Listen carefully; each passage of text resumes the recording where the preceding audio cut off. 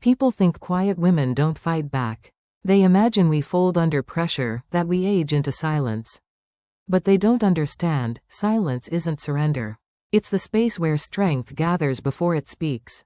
I didn't raise my voice when my son sold my house. I didn't shout when he took my savings. I waited, I watched. And when the time came, I took everything back with steady hands and a clear heart. Have you ever trusted someone so deeply that you didn't notice they were slowly taking everything from you, until it was gone? That's what happened to me. After surgery, I thought my son was helping me recover. He handled my bills, my house, my future, all for my own good. But the day I woke up in a care home with a paper bracelet on my wrist, I realized I hadn't been protected. I'd been erased. This isn't just a story about betrayal, it's about how I took my life back, one quiet, deliberate step at a time. Mom, it's for your own good. That's what my son, Mark, said as two orderlies rolled my suitcase into the van. I still had stitches from my surgery, and the painkillers made the world feel distant, like I was watching someone else's life. My house, my garden, the porch swing Bob built, all shrinking in the rear window. Just until you get better, he promised. But when the nurse at the care home handed me a paper bracelet with my name on it, I realized I wasn't being cared for.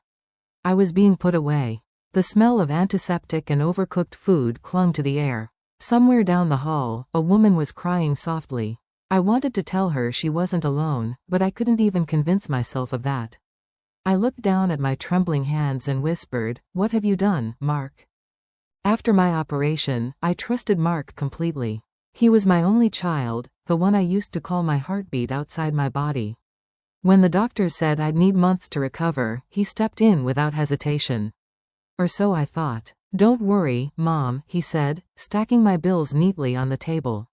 "I'll take care of everything, the mortgage, the mail, the insurance. You just rest." It sounded so reassuring then, the way his voice softened when he called me, Mom. I wanted to believe that the little boy who used to crawl into my bed after nightmares had grown into a man who'd protect me the same way I'd once protected him. After all, I had raised him alone after his father, Bob, died. Mark was 15, awkward, withdrawn, pretending not to cry at the funeral, though I could see the red around his eyes. I remember sitting on the porch with him that night. The air smelled of lilacs and damp wood. I told him, "We'll be okay. You and me, we'll always take care of each other." He nodded, and for a moment, I thought he understood the weight of that promise. The years that followed weren't easy. I worked 2 jobs, mornings at the library, evenings at the diner, just to keep up with tuition and bills. There were nights I'd come home after midnight, my hands smelling of coffee and disinfectant, and find him asleep at the kitchen table, his homework spread out like wings. I used to cover him with my cardigan and whisper, "You're going to have a good life, son." He did. He went to college on scholarships and part-time work, got married, had kids, bought a house, all the things I'd prayed for. I was proud. God, I was proud. So when he said he'd handle things while I recovered, I didn't question it. He started picking up my mail, paying my bills online, even bringing groceries before my surgery. I gave him power of attorney, temporary, just so he could sign checks if I couldn't. "It's only for a few weeks," I'd said, and he'd smiled, kissed my forehead, and said, "I know, Mom. I'm just helping." I wanted to see that help as love. Maybe that was my mistake. At first, he visited the hospital every day. He'd bring the grandkids, small and shy, holding balloons that said "Get well soon." Their laughter filled the sterile room like sunlight, and I'd feel hope rise again. But after I was discharged, everything changed. "You'll be staying somewhere safe," he said, his tone too calm, too measured. "Just until you're stronger." I imagined a cozy rehabilitation center, a place where nurses smiled and rooms smelled like fresh linen, not bleach. I didn't ask questions. I was still weak, still trusting. He packed my things himself. I watched from the bed as he folded my nightgowns, slid framed pictures of Bob and me into boxes. I remember how he paused at one, the photo of Bob building the porch swing, his shirt half-buttoned, sawdust in his hair. Mark smiled faintly and said, "You've held on to everything, huh?" I thought it was nostalgia. Now I wonder if it was calculation.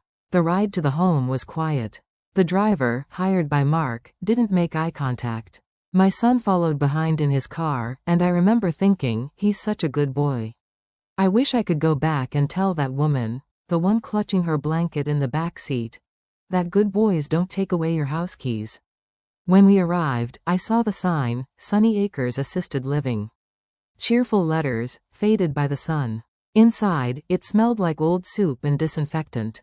A nurse smiled, showing me to a small room with a narrow bed, a dresser, and a single window that faced the parking lot. Just until you get better, Mark repeated. He kissed my cheek, placed my suitcase by the bed, and left before I could say much. That night, I tried to sleep, but the walls creaked and the air felt heavy.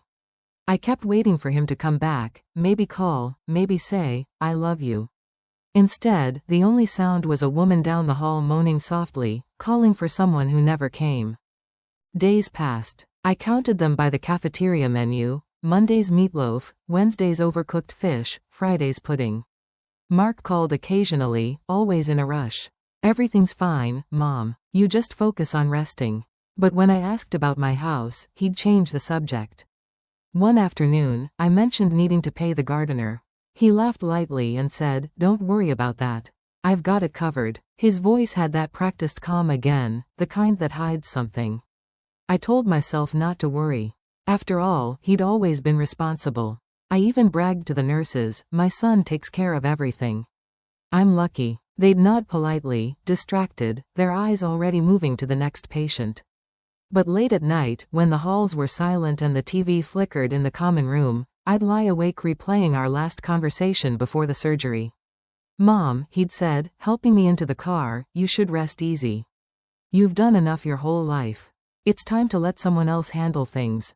I'd smiled weakly and said, "That's what your father used to tell me, that I never stop." He'd laughed. "Well, now you can." At the time, it sounded like love. Now, lying in that narrow bed, I began to wonder if it was a warning. I kept a small notebook by my nightstand, a habit from my library days. Each evening, I'd write down little things: the names of the nurses, what time the medication came, when Mark last called. At first it was just to keep my mind sharp. But as the days turned into weeks, those notes started to read like evidence, quiet, careful, desperate. There was something in his tone lately. Something detached. I asked once if he could bring me my wedding ring from the house. He paused and said, "Oh, I think I packed that away."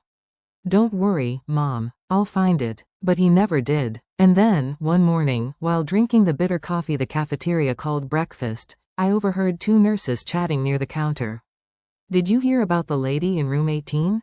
Her son already sold her place.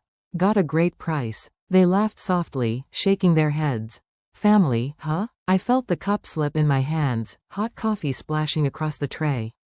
My heart thudded so hard it hurt. My place. Sold. The world blurred for a moment, the fluorescent lights swimming above me. I gripped the edge of the table, trying to breathe. No, it couldn't be. Not without me knowing. Not my home, the one Bob built, the one where every picture on the wall told our story. But deep down, I already knew. Something inside me cracked that day, quietly, like old porcelain breaking in the dark. And as I sat there, staring at the coffee cooling on my tray, I realized, the boy I raised with love and sacrifice had learned to speak a different language. One made of signatures, transactions, and silence. Still, I wasn't ready to believe the worst. Not yet. Because even after everything, some part of me still hoped, maybe there was an explanation. Maybe this was just another misunderstanding. After all, he was my son. And mothers, foolish or not, always want to believe their sons. The next morning, I called Mark. My hands shook as I dialed, the phone slippery from the coffee spill I hadn't even cleaned properly. He answered on the third ring. "Mom, you okay?" His voice was casual, distracted, like he was calling from the car. "Mark," I said, trying to keep my voice steady, "I just overheard something. They said you sold my house." There was a pause, not long, but long enough for the silence to tell me everything. He sighed, then said lightly, "Mom, calm down. It's just a house. You needed the money for care, remember?" "No," I whispered, gripping the phone tighter. "I never agreed to sell it. I told you I wanted to come home." He gave a short laugh. "You can't handle the stairs anymore. You said so yourself. The place was falling apart." This way, you're safe, comfortable, taken care of. I'm investing the money for you. For me? The words tasted like rust. Then why is my account empty? He was silent again. When he finally spoke, his tone changed. No warmth, no patience. Mom, you're not well enough to manage it. Don't make this harder. And then he hung up. I stared at the screen, waiting for it to light up again, to tell me this was some awful mistake.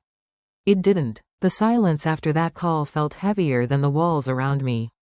I sat in my chair for a long time, listening to the buzz of the fluorescent lights, the faint scraping of a janitor's mop down the hall. The room felt smaller, colder. The nurses walked past my door, cheerful and busy, unaware that my whole life had just been stolen with a phone call. I wanted to scream, to cry, to beg someone to help me, but pride held my voice hostage. I'd always been strong, always the one who held things together. What would I even say? My son robbed me while I was recovering? They'd pat my hand and say, "That happens sometimes, dear," and walk away. So I sat there quietly and let the truth settle, sharp and bitter as medicine left too long on the tongue. The next time Mark visited, 2 weeks later, he brought a bag of sugar-free cookies and a strained smile. "Mom," he said, setting the bag on the bedside table, "you look good. How's the physical therapy?" I looked at him, really looked. The boy who once cried when he broke a window now wore the calm, empty face of someone who'd stopped feeling. He'd grown into a man who saw the world in terms of profit and loss. "Mark," I asked softly, "why did you do it?" He avoided my eyes, pretending to study the flowers on the nightstand. I already explained. It was the logical choice. Logical, I repeated. You sold your father's house. The one he built with his hands. He shrugged. It's just property, Mom. You can't live in memories. Memories are all I have left, I said quietly. He didn't respond. Instead, he stood, brushing invisible dust from his sleeve. I'll come by next week. Try to eat more. You're losing weight. Then he kissed my forehead, mechanical, practiced, and walked out before I could speak. I watched him leave through the window. He didn't look back. The car door slammed, the tires splashed through a puddle, and just like that, he was gone. That night, I couldn't sleep. I lay awake, staring at the ceiling, the shadows shifting with the faint light from the hallway. I kept hearing his voice, calm, detached, calling my home just property. When dawn came, I sat by the window and watched the sky lighten. The nurse brought my breakfast tray and said, "You're lucky, you know. Most folks here don't have family visiting." I smiled faintly. "Yes," I said, "I'm very lucky." The words tasted like ashes. Days turned into weeks. Mark's visits grew shorter, then stopped. The staff started asking, "Will your son be renewing the payment plan for next month?" I didn't even know what they meant. My account, as they called it, was apparently under his management. I wasn't even allowed to see the invoices. One afternoon, a volunteer, a young woman named Chloe, helped me to the garden. She had kind eyes and too much hope for someone her age. "Do you want me to call your son?" she asked, pushing my wheelchair toward the sunlight. "No," I said quickly. Then, softer, "He's busy." She nodded, not believing me but polite enough not to press. The garden was small, a patch of green behind the building, edged by a fence that looked too high for what it was keeping in. The air smelled of soil and disinfectant, and somewhere nearby, someone was crying again. I closed my eyes and imagined my old garden. The swing bob built still creaking softly in the breeze, the scent of roses, the way the sunlight hit the porch in the late afternoon. That home had been my world, not because of the walls, but because of the life inside them. The laughter, the dinners, the quiet evenings. Now it was gone. Sometimes, at night, I'd dream I was back there. I'd walk into the kitchen, the floor cool under my bare feet, and see Bob sitting at the table, reading the paper. He'd look up and smile. "Coffee's hot," he'd say. "Sit with me." And then I'd wake to the hum of the air conditioner and the rattle of the medicine cart. I started to notice things. The nurses whispering about financial guardians. The way one of them looked at me with pity. Once, I caught a glimpse of my name on a clipboard, account, transferred. Transferred. Such a harmless word for what it really meant. When I finally asked to see the manager about my situation, she smiled kindly, the way you'd speak to a confused patient. "Your son is handling all that. Everything's in his name now." "In his name?" I repeated. Yes. He signed as your financial representative. Standard procedure. My throat closed. But I didn't. She placed a gentle hand on my arm. It's all taken care of, Mrs. Harper. You don't need to worry. I nodded, because what else could I do? That night, I opened my notebook again. The ink smudged where my hand trembled. I wrote 3 words, he took everything. Then I underlined them twice. For the first time since my surgery, I didn't feel old or helpless. I felt awake. Because if Mark thought I would die quietly behind these walls, he'd forgotten who taught him to fight in the first place. The days blurred into each other, the same oatmeal, the same hallway smells, the same empty chair by my bedside. The staff started calling me, sweetheart, the way people do when they've already decided you're harmless. They thought I was fading. In truth, I was observing. Mark stopped visiting altogether. His last call had been short, something about a business trip and bad reception.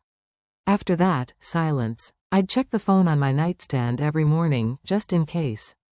It never rang. He sent 1 card for my birthday.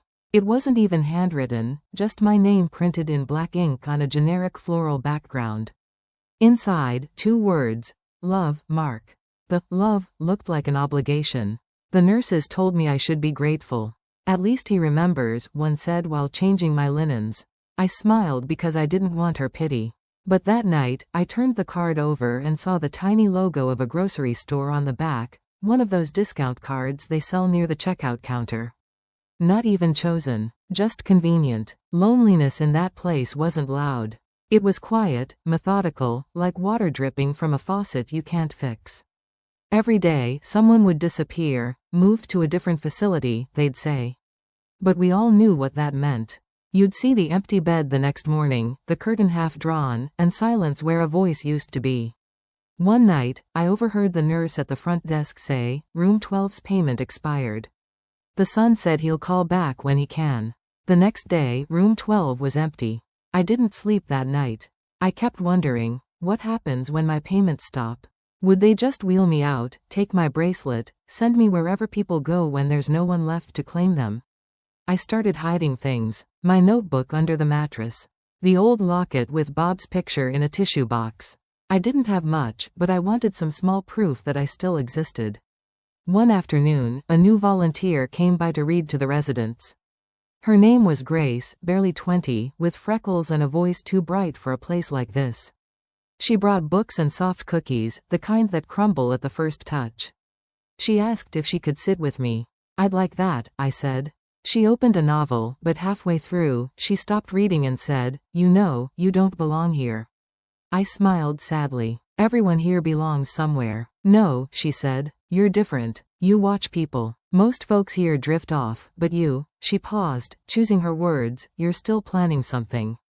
I didn't answer, but she was right. Each night, I wrote in my notebook. Every date, every bill mentioned by staff, every name I overheard.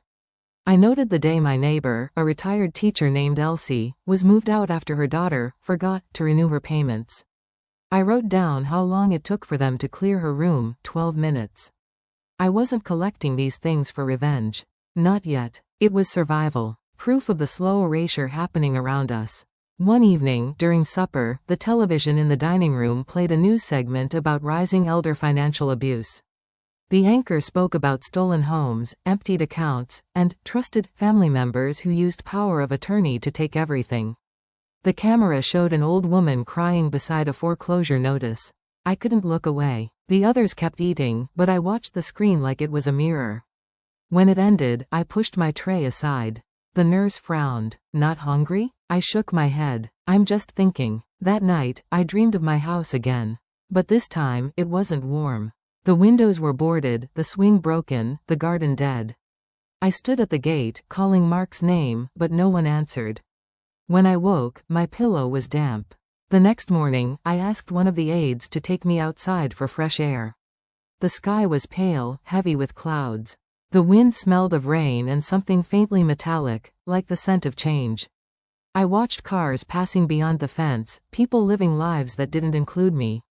And then, something shifted. Across the courtyard, near the visitor's entrance, I saw a familiar face. Martha, my neighbor of 20 years. We used to have coffee every Friday on my porch. She'd moved out of state after her husband died. Seeing her now felt like a fragment of my old life had fallen through the cracks. She spotted me and gasped. "Ruth? My God, what are you doing here?" We met near the gate, the aide standing awkwardly a few steps away. Martha's hands trembled as she held mine. "I thought you were traveling after the surgery. Mark told me you'd gone to a rehabilitation spa." "A spa," I said, the bitterness rising in my throat. "That's one word for it." Her face changed. "Ruth, what happened?" So I told her, not everything, but enough. The surgery, the temporary stay, the house. Her eyes narrowed. "Do you still have your legal documents? Your power of attorney, your will?" "I think so. They're in a folder, somewhere in my things." She nodded, her mind already working faster than mine. "Don't move them. I'll come back tomorrow." True to her word, she returned the next day with a small bag and a determined look. Inside the bag were two things: coffee from our favorite brand and a notary's business card. "I'm retired," she said, "but I still know people. You still have control over your affairs, Ruth. You can revoke that authorization if it wasn't permanent." For the first time in months, I felt the faint hum of power in my chest. The kind I hadn't felt since before the surgery, before Mark's careful betrayal. That evening, I asked one of the younger volunteers if she could help me find a box from storage, the one marked personal documents. She smiled and said she'd check. When she brought it the next morning, my hands shook as I lifted the lid. Inside were folders, letters, old receipts, and at the bottom, the thin brown envelope with Bob's handwriting. It read, "For Ruth, keep safe." Inside was everything. The deed copy, my will, the old notarized papers from when Bob passed. And at the top, my original power of attorney, signed only by me, never transferred. Martha had been right. I pressed the papers to my chest and laughed, not out of joy but relief. I wasn't gone yet. I wasn't invisible. Mark thought he'd buried me under paperwork and pity. But I had just found my shovel. That night, I wrote in my notebook again. One line only. "Tomorrow, I begin." The following morning, the air felt different. Not warmer, not brighter, just awake. Even the fluorescent lights buzzing above my bed seemed less cruel. I had something again that no one could medicate away from me: purpose. Martha arrived just after lunch, cheeks flushed from the wind, her umbrella dripping rainwater onto the linoleum floor.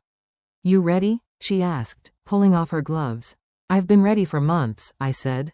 We sat by the small table in my room, papers spread between us like battle plans. She adjusted her glasses and read through the power of attorney line by line. Her finger traced the faded ink. "You see this?" she said, tapping the date. "It's not durable. That means it expired when you became incapacitated, which you aren't anymore. So he has no legal right to control my finances now?" She smiled. "Not if you act quickly." For the first time in weeks, my hands didn't shake. We filled out new forms, one to revoke Mark's authorization, another to restore my control over the accounts. Martha explained each line carefully, patient as always, her voice firm but kind. When we finished, I looked at the signatures. My name, written in steady, deliberate letters. It felt like reclaiming my own skin. "I'll file these for you first thing in the morning," she said.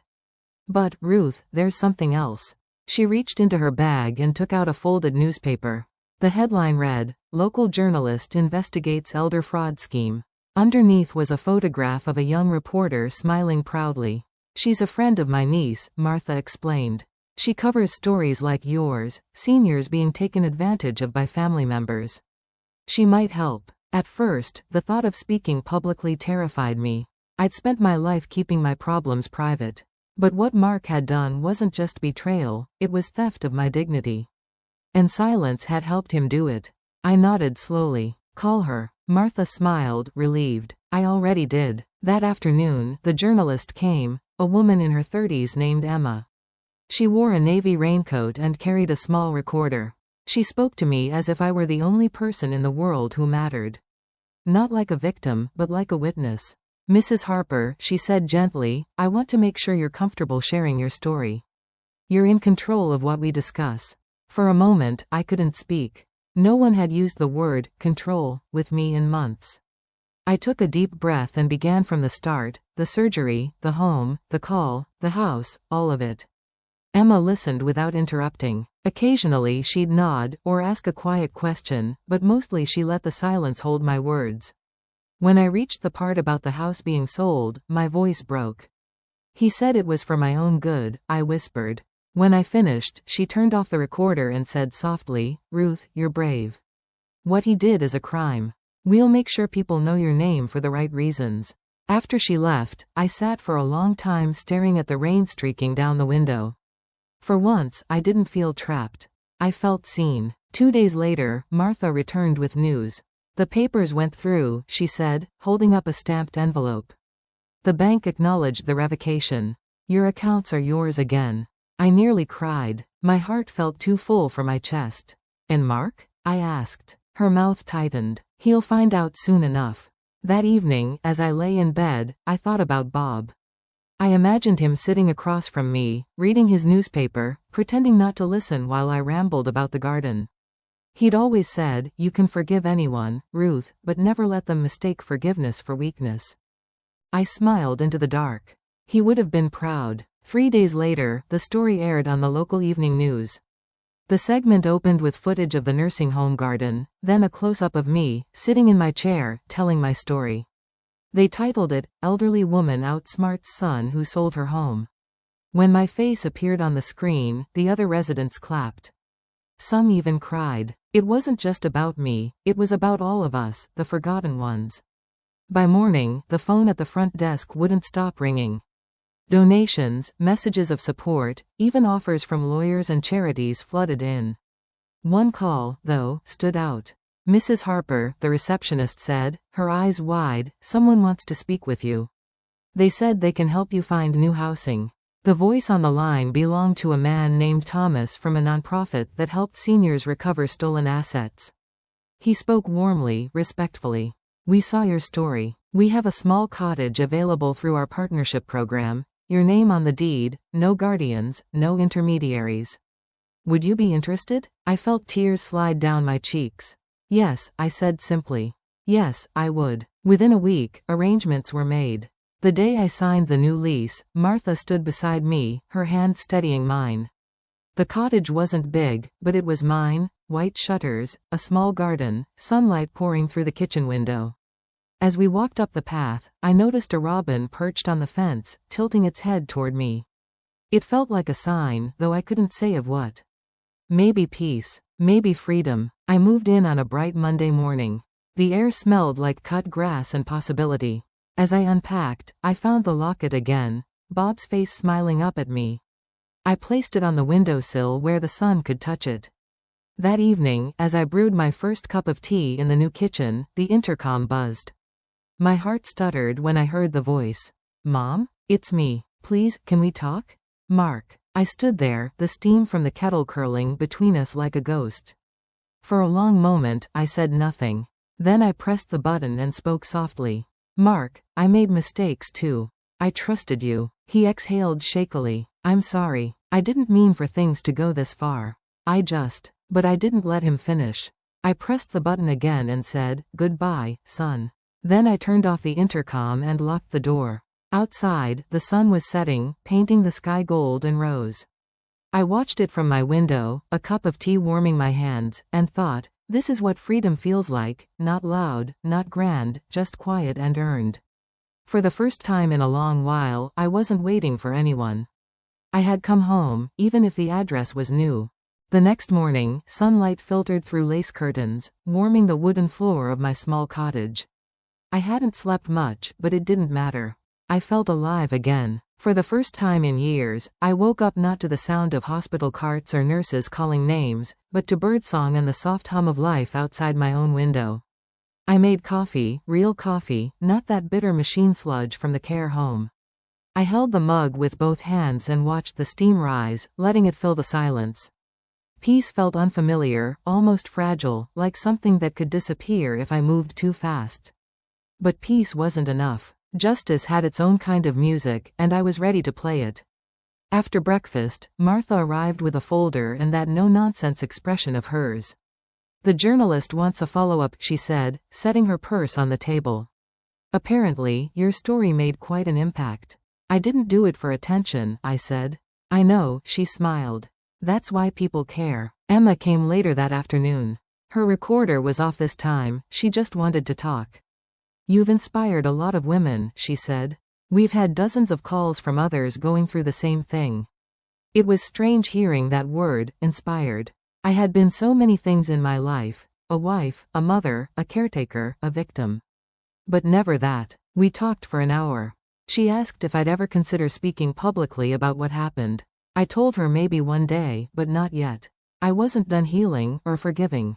That night, after she left, I sat by the window and reread a letter that had arrived earlier from the nursing home. It was a polite notice confirming my voluntary discharge and informing me that my account was closed. At the bottom, someone had scribbled a note in pen: "We miss you already. Take care." I smiled faintly. They didn't miss me, but I was glad to see my name, Ruth Harper, on official paper again, without anyone else's signature beneath it. 2 days later, the story broke wider. The local news had been picked up by a national network. There I was, sitting in that plain chair, telling the truth. I expected embarrassment. Instead, I felt strength. The headline read, "A Mother's Trust, a Son's Betrayal, and Her Comeback." Mark called again, but I didn't answer. I listened to his voice on the machine. "Mom, I saw the news. You've made this a circus. I was trying to help you. Don't ruin what's left of our family." Family. He said it like a brand he owned. I deleted the message. Later, I got another call, this time from the charity that helped me find the cottage. "Ruth," Thomas said, "we've received multiple offers from local businesses and volunteers. People want to help you furnish your place." I almost laughed. "I don't need much," I told him. "Just a garden and a bit of quiet." He chuckled. "Then you're already rich." The next morning, a delivery truck arrived. Inside were boxes labeled "Donations." There was a small table, 2 chairs, a set of curtains, and a handmade quilt folded neatly in a basket. The note pinned to it read, "From one mother to another, thank you for speaking up." I pressed the fabric to my face. It smelled faintly of lavender. That afternoon, I went into town for the first time in months. The grocery store felt both new and familiar. People stared at me, whispering, recognizing my face from the news. One woman touched my arm gently. "You're her," she said. "The lady who got her life back." I nodded, shyly. She smiled. "You gave me courage. My brother's been trying to take my house, too. But not anymore." Walking home, I realized that maybe Emma had been right. Maybe my story wasn't just mine anymore. When I got back, the mailbox was full. Letters, cards, even small drawings from children who'd seen me on TV with their grandparents. One note, written in shaky cursive, said, "You made me believe it's never too late to stand up." That evening, as I unpacked the last box, I found my old photo albums. Pictures of Mark as a boy, gap-toothed and smiling, his small hand clutching mine. I traced his face with my finger and whispered, "I hope someday you remember who you used to be." There was no hate left in me, just a deep, aching sadness. He'd taken my house, my savings, even my pride for a while. But in losing everything, I'd found something he never had: peace without possession. The next day, I planted tomato seeds in the garden behind the cottage. The soil was soft, dark, forgiving. As I worked, a neighbor waved from across the fence. Her name was Nancy, a retired teacher with kind eyes. "Starting fresh?" she asked. "Yes," I said, brushing dirt from my palms. "It's about time." We talked a while about gardens and recipes and the weather, ordinary things, the kind that fill the quiet spaces in a life. When she left, I stayed there, kneeling in the dirt until the light began to fade. Inside, I brewed tea and sat by the window. The garden shimmered in the dusk, little rows of promise waiting to grow. I thought about Bob, about Martha, about the stranger who'd once said, "Family, like a threat." And then, I thought about myself, not as someone's mother or widow, but as a woman who had finally stepped out of the shadow. Freedom, I realized, doesn't always arrive with noise. Sometimes it comes with a key turning in your own hand, a garden waiting outside your door, and a heart finally learning how to be still. And as the first stars appeared above the cottage roof, I whispered to the dark, "I'm home." Morning comes differently here. It doesn't crash through the blinds the way it did in the nursing home. It arrives quietly, with light that seeps through lace curtains and lands softly on the kitchen table. The smell of fresh coffee fills the cottage, and somewhere outside, a mockingbird starts its song. For the first time in years, I wake up without dread. I move slower now, but it's a deliberate slowness, not the kind forced by pain or control. Every step feels like a small victory. I water the tomato plants out back, check on the tiny sprouts of basil and rosemary, and breathe in the scent of wet earth. The air tastes clean, and I can almost hear Bob's laugh in the rustle of the leaves. There's peace in routine. After breakfast, I walk to the mailbox. The gravel path crunches under my shoes, the sound sharp and satisfying. Most days there's a letter or two from strangers, women my age, widows, mothers, people who saw my story and wanted to tell me theirs.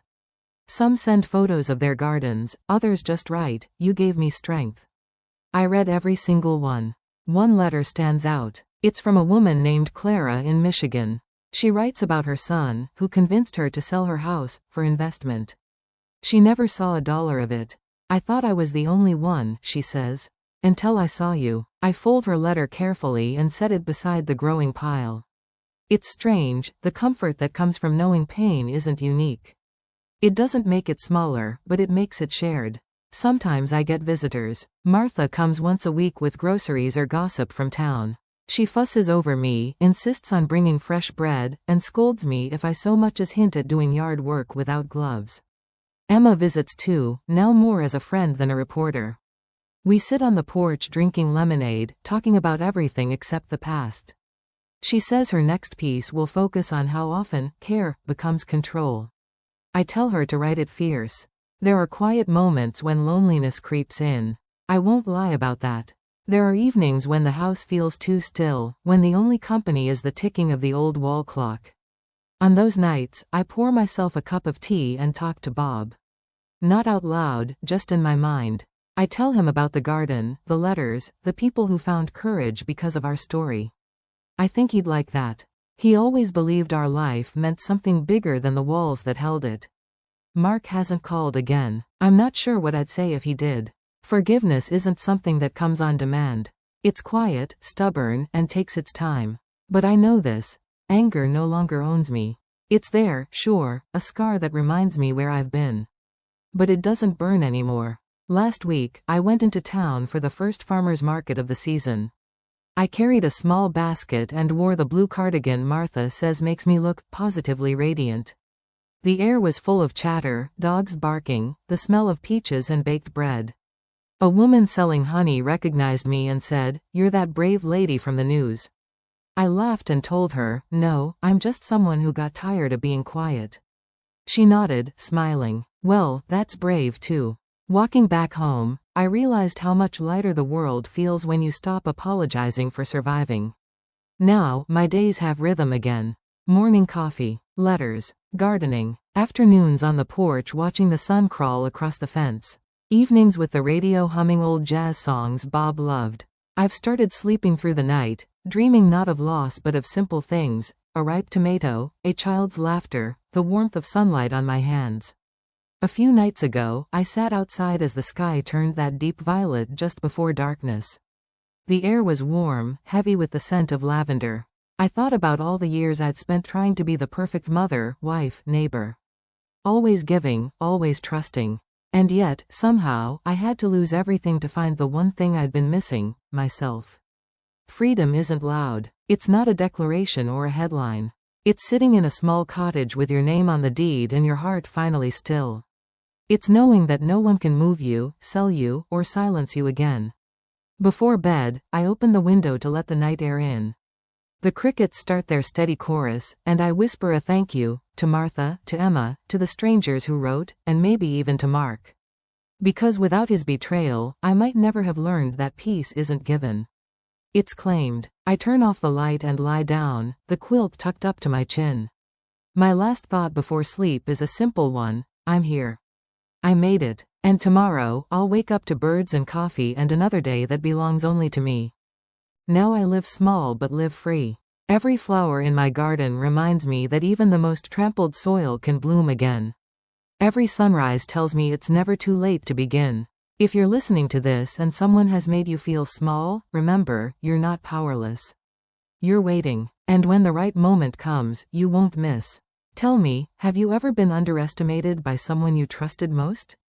Share your story in the comments, and never forget, silence isn't weakness. It's strategy.